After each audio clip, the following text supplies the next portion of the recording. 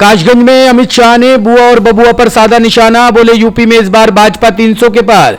केंद्रीय गृह मंत्री अमित शाह काशगंज पहुंचे। उन्होंने कहा कि ब्रज क्षेत्र भाजपा का गढ़ था और है और रहेगा। विधानसभा चुनाव में जीत का दावा करते हुए नारा दिया कि इस बार भाजपा 300 के पार है। केंद्रीय गृह मंत्री ने अखिलेश यादव और मायावती पर निशाना साधते हुए कहा कि यूपी में बुआ बबुआ ने सरकारें चलाई, क्या ये सभी का विकास कर पाई? वो नहीं कर सकते। ये जातिवादी पार्टियां हैं, परिवारवादी पार्टियां हैं। उन्होंने कहा कि प्रदेश में पहले कानून व्यवस्था की परिस्थिति इतनी खराब हो गई थी कि लोग अपनी बच्चियों को स्कूल कॉलेज भेजने से कतराते थे। 5 साल के अंदर ही योगी आदित्यनाथ के नेतृत्व में सारे गुंडे उत्तर प्रदेश से पलायन कर गए। मित्रों, सपा के राज में 3 ही पीठे, परिवारवाद, पक्षपात और पलायन करने वाला। पश्चिमी उत्तर प्रदेश में लोग परेशानी से, गुंडों के डर से पलायन करते थे। आज मैं कहता हूं, किसी भी माफिया की हिम्मत है आपको परेशान करने की? जोर से बताओ, है क्या? और जोर से बताओ, है क्या? मित्रों, पलायन करने वाले पलायन कर गए हैं। पुलवामा में आतंकियों ने पुलिस चौकी को निशाना बनाकर फेंका ग्रेनेड, 2 जवान घायल, हमलावरों की तलाश जारी।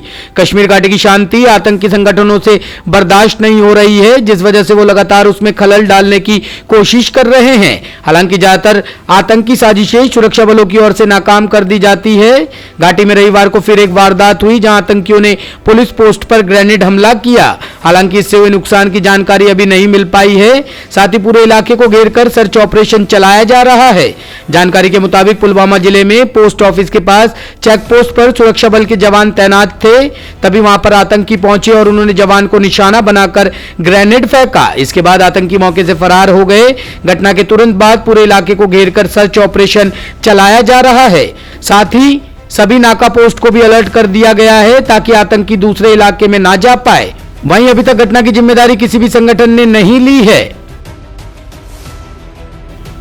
धर्मांतरण पर बोले गुलाब नबी आजाद, तलवारों के दम पर नहीं, प्रभावित होकर धर्म परिवर्तन करते हैं लोग।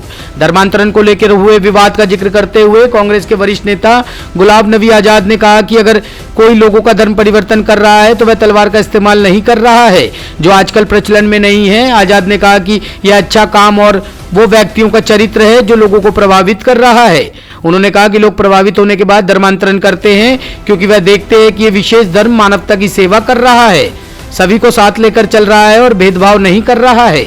आजाद उधमपुर जिले में क्रिसमस मनाने के लिए ईसाई समुदाय में शामिल हुए थे। आजाद ने यह भी कहा कि जम्मू कश्मीर तत्कालीन महाराजा के तहत वर्तमान राजनीतिक व्यवस्था की तुलना में बेहतर था। उन्होंने कहा कि एक महाराज जिसको हम तानाशाह कहते थे, वंशवादी शासक या निरकुंज शासक कहते थे, वो आज के वक्त के हिसाब से लोगों की भलाई के लिए ज्यादा अच्छा सोचते थे।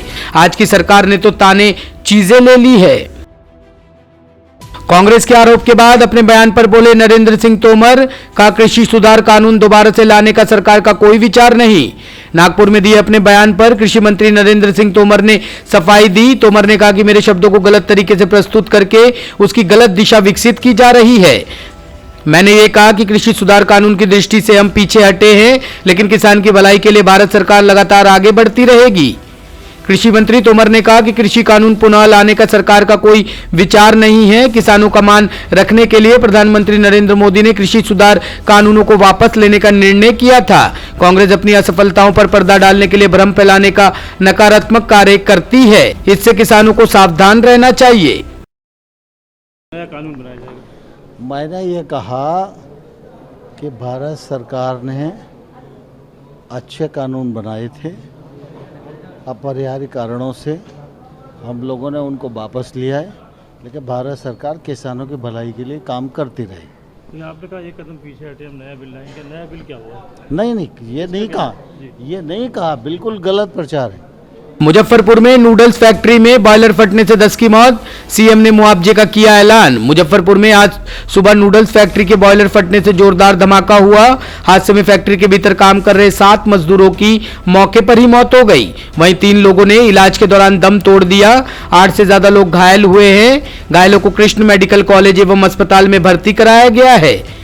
मैगी फैक्ट्री में धमाके के कारण बगल के चूड़ा और आटा फैक्ट्री भी क्षतिग्रस्त हो गया। उसके अंदर काम कर रहे 2 लोग भी घायल हो गए।